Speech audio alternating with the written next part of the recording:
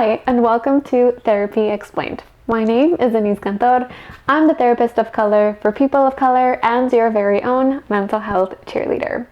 I post videos about all things mental health because I believe that mental health information should be free and accessible to everyone.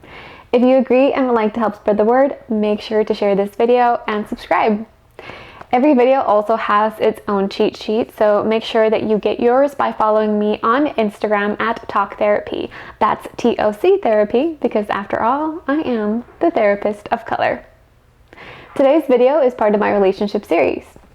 Throughout the month of February, we've been talking about coping skills, intervention, and tons of information about how to develop healthy, safe, loving relationships with the people around you.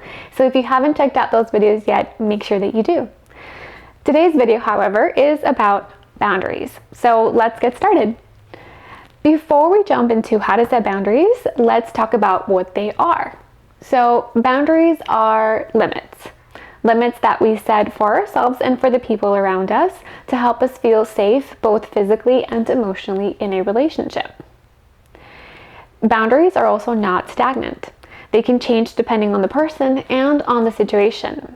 Particularly in a romantic relationship, our boundaries will evolve depending on how close and intimate we feel with this particular person.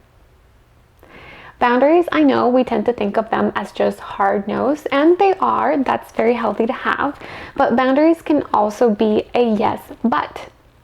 I'll talk a little bit more about what they look like in just a bit.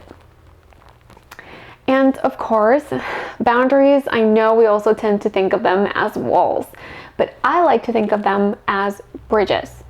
They help us connect to the people around us, but they're also clear, delineated paths that people have to take in order to have access to different parts of us.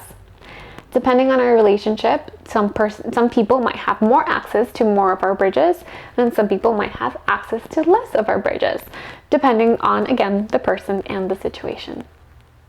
So, what do boundaries look like in a relationship? As I mentioned, boundaries are for us and for the other person. It's a way in which we can let our partner know what it is that we need in a relationship to feel safe, loved, and secure.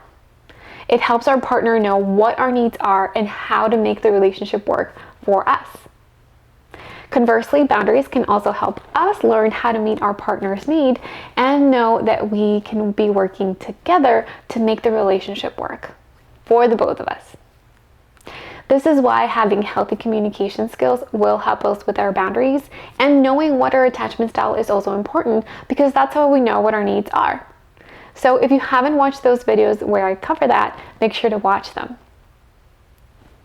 So again, boundaries are a way in which we feel safe and in which we can be clear with our partner about what our needs are in a relationship. A healthy boundary can sound like, "It means a lot to me if you could text me back after I text you, even if it is to let me know that you're too busy or just to let me know that you got the message, because when I don't hear from you, I feel anxious." This is a way in which you communicate to your partner that communication is important to you and that you still need a little bit of that kind of affirmation from them to know that they love and care for you. There is nothing wrong with having needs in a relationship. Remember that having needs doesn't make you needy. It makes you human. Conversely, an example of a yes but boundary can sound like, "Our quality time is important to me. I love you and I love spending time with you, but it is also important for me to have some alone time." This is an open, honest, and respectful way to let our partner know that, yes, we love spending time with them, but we also need to spend time away from them. And there's nothing wrong with that either. It is important for us to learn how to spend time by ourselves, because the more that we reflect and become more self-aware of what we need, the more present and open we can be with our partner. So, as always, why don't we review before we go? Number one, remember that boundaries are limits in which we can communicate to our partner what we need in order to feel safe emotionally and physically. Remember that boundaries don't necessarily always have to be a hard no, and they're also not walls. They can be bridges that connect us to the people around us, and they can also sound like yes, but.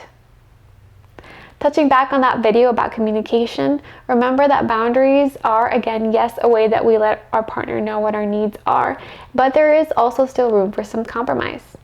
Working together, we can figure out how both of our needs can be met so that neither one of us feels like we're sacrificing anything.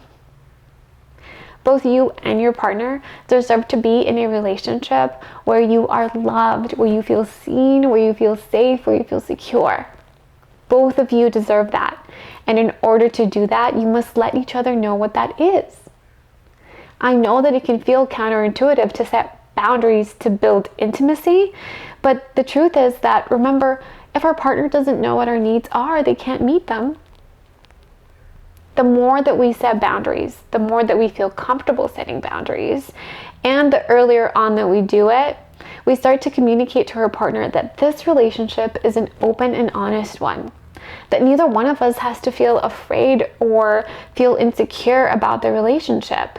That if we ever need anything, if we ever feel afraid or anxious or confused, that we can come to each other and together we can figure it out. That is the kind of relationship that you deserve to have. Remember that progress does require some practice. So if you give any of these a try, please make sure to comment below and let me know. If you found the video helpful, make sure to give it a thumbs up. And of course, as always, your cheat sheet is already available to you on Instagram. So make sure to hop on over there to access that. Thank you so much for watching. And remember, I'm always cheering for you.